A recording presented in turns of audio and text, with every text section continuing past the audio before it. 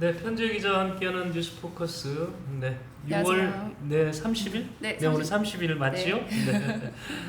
저희가 오늘은 좀 우리 시장으로 새로 당선된 유종복 당선인이 주도가 돼서 설치해서 운영했던 인수위원회. 네.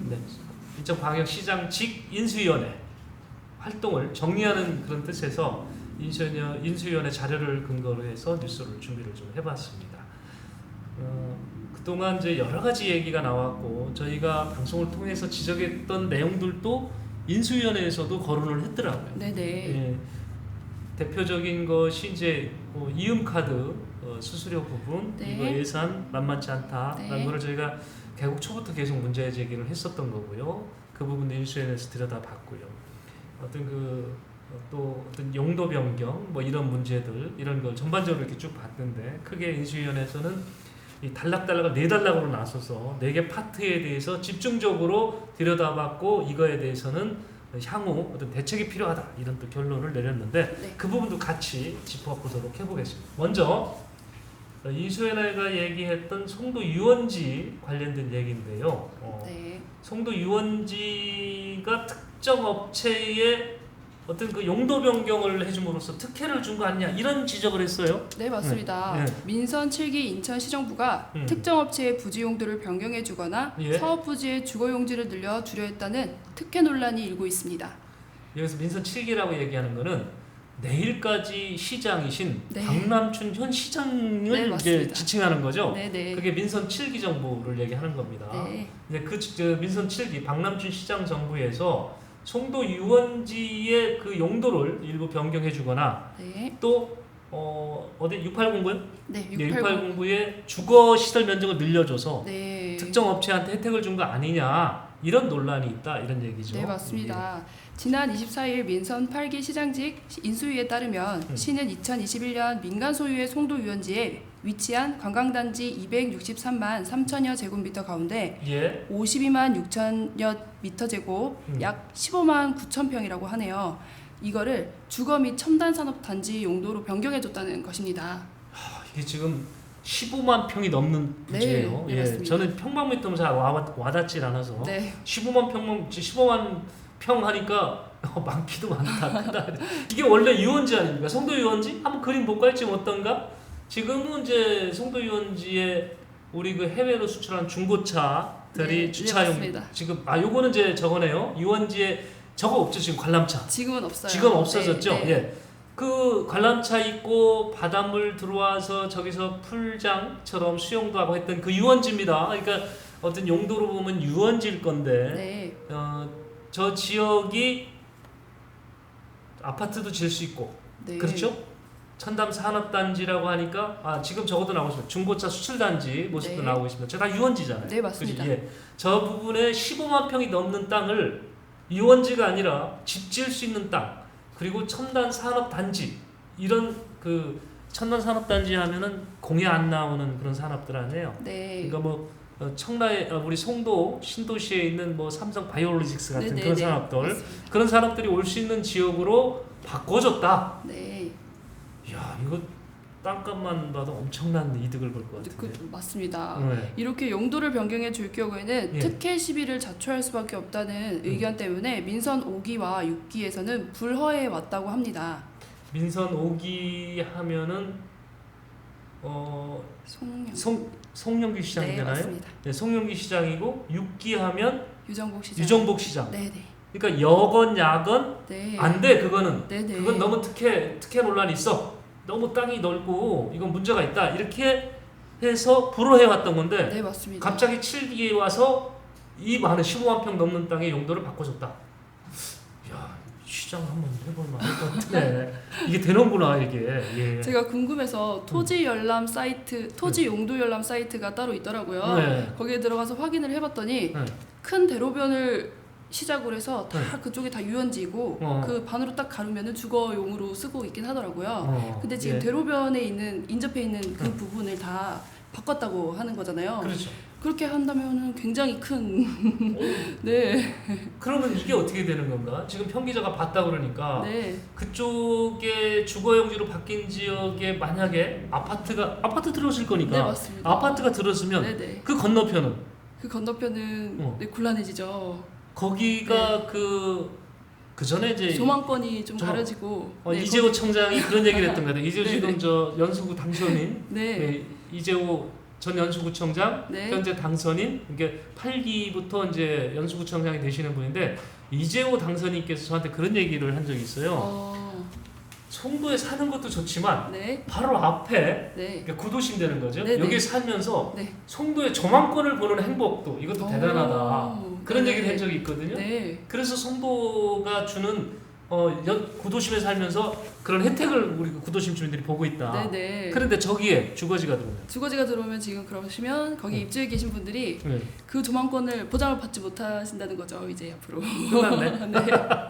우리 이재호 당선인은 이제 밤에 볼 수 있는 즐거움이 없어지는데 송도의 아름다운 불빛 다 사라질 것 같은데. 근데 이제 그렇게 할 수 있는 그 땅을 네. 용도 변경을 통해서 승인을 해줬다. 이건 해준 거네. 변경해줬다라고 네네. 나오니까. 예. 주거 지역으로 많이 바꿔줬다는 얘기는 어디입니까? 그가 6809 얘기하는 거예요? 여기는 송도국제고시 6809 같은 경우는 128만 1천여 제곱미터의 개발 사업과 관련해서 계획 수용 인구를 7만 2천여 명에서 12만여 명으로 늘어나는 실시 설계 변경을 추진했다고 합니다. 이야, 이게 지금 이게 세대가 늘어난다는 거는 수용할 수 있는 아파트 져야 된다는 거예요. 그러니까 그만큼 땅을 주거지로 해줘야 되는 거 아니겠어요? 네. 근데 그까진 좋아. 네네. 그까진 좋은데 이게 아파트가 들어서면 학령 인구가 발생하기 때문에 그렇죠. 학교 문제. 또 학교가 모자라겠네요. 학교 문제. 지금 송도 학교 어때요? 너무 모자라죠. 모자라죠. 네. 그다음에 그 유아교육에 관한 부분서부터 네. 또 학교 그러니까 학년별로 이렇게 그 교육시설이 달라지니까 네네. 예, 그런 문제. 또 하나가 건물이 이제 주거지가 들어오면 이제 주차장에 대한 문제 네. 이런 것이 생길 수가 있습니다. 그래서 도시계획을 수립을 할 때 전반적으로 검토해서 딱 처음에 이렇게 마크를 짜주는데 갑자기 중간에 주거지가 확 늘어나게 되면 이 틀이 흔들리게 되는 거죠. 네. 그렇죠. 맞습니다. 학교 시설을 빨리 넣든지 뭘 보완해야 되는 그런 게 필요한데 그거 없이 해줬다면은 그건 뭐 우리가 한자식으로 툭해다 이렇게 그렇게 하는 거죠. 맞습니다.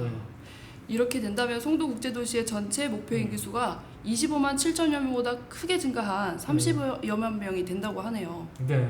자, 이런 문제를 유정복 당선인의 인수위원회에서 지적을 했습니다. 이 부분을 다시 더 들여다보겠다 하는 얘기를 제가 다음에 좀 얘기 드리고요.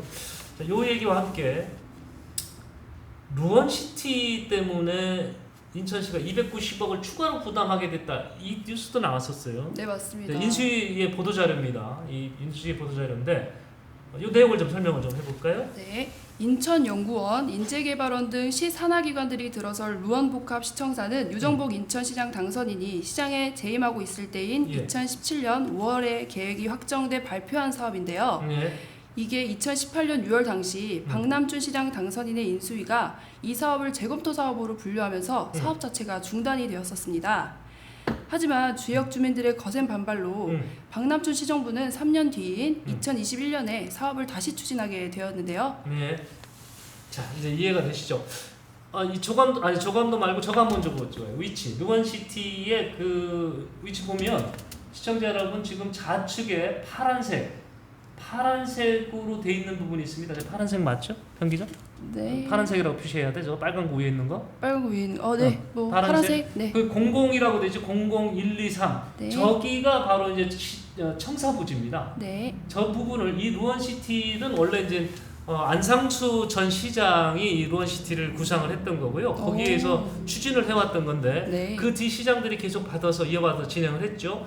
유정복 전 시장이 민선 6기? 네. 예, 민선 6기죠. 유정복 시장께서 당시 전 시장께서 저기에다가 복합청사 그 제2신청사 인천시 제2청사를 짓겠다라고 해서 발표를 해서 저기 공공부지에다가 네네. 진행을 했던 건데 그게 2017년이라고 했죠. 네, 2017년 5월이라고 합니다. 그 다음 선거에서 이제 낙마를 해서 박남춘 시장께서 당선이 됐는데 당선되고 이제 인수위 활동 과정에서 이 사업은 안 하겠다고 중지시킨 거 아니에요. 네, 네. 그렇죠. 네. 중지가 됐는데 주민들이 화가 났어요.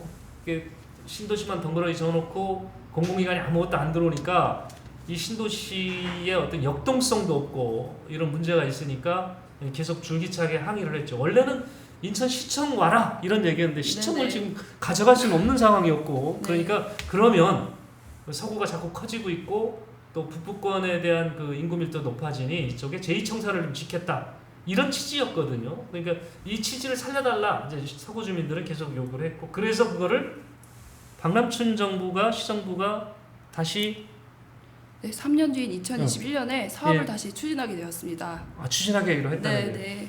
그러니까 물론 이제 어떤 고집을 부리고 아니면 현실적 판단에 의해서 중단할 수도 있겠는데 이거 이제 주민들 반발이 심하고 선거도 또 해야 되고 하니까 네. 자 뜻을 접었습니다. 접었는데 문제가 이 과정에서 나타났죠. 그게 뭐예요? 네, 이게 딜레이된 것도 문제이긴 한데 음. 그 과정에서 부지 매입비, 음. 공사비 등의 인상으로 총 추정 사업비가 당초에 1,394억이었다고 해요. 예. 근데 이게 늘어나가지고 음. 1,681억으로 되면서 음. 287억 원을 더 지출하게 되었다고 합니다. 네, 저 땅이 원래 뭐 인천시 땅은 아닐 테니까 일부는 매입하는 부분도 있겠고 또 공사비도 뭐 물가 상승에 맞춰서 올라가고 네네. 하다 보니 그래서 287억 원이 더 인천 시민들이 내놓아야 되는 그런 상황이 됐다 이런 얘기네요. 네, 맞습니다. 네. 끝까지 안 된다고 하지. 그러면 287억 더 부담하게 한 시장이란 오명 안 쓰잖아. 네. 그죠? 네. 아니 난 2017년, 18년에 그 인수위원회에서 보니까 네. 여기 무슨 청사야 필요 없다. 그냥 여기 9월 동안 하자. 통합청사하고 나머지 지금 다 있지 않냐? 네, 네. 그 인천연구원도 그쪽 신곡동에 있고 다 있는데 뭘 안 해도 돼. 끝까지 가셨어야지. 그러면 왜 깎으셔가지고 이런 또 마지막에 이런 네. 오명 받았다고 해야 누명을 받았다고 해야 되나 이거를. 그런 일이 있었다고 인수위에서 발표를 한 겁니다.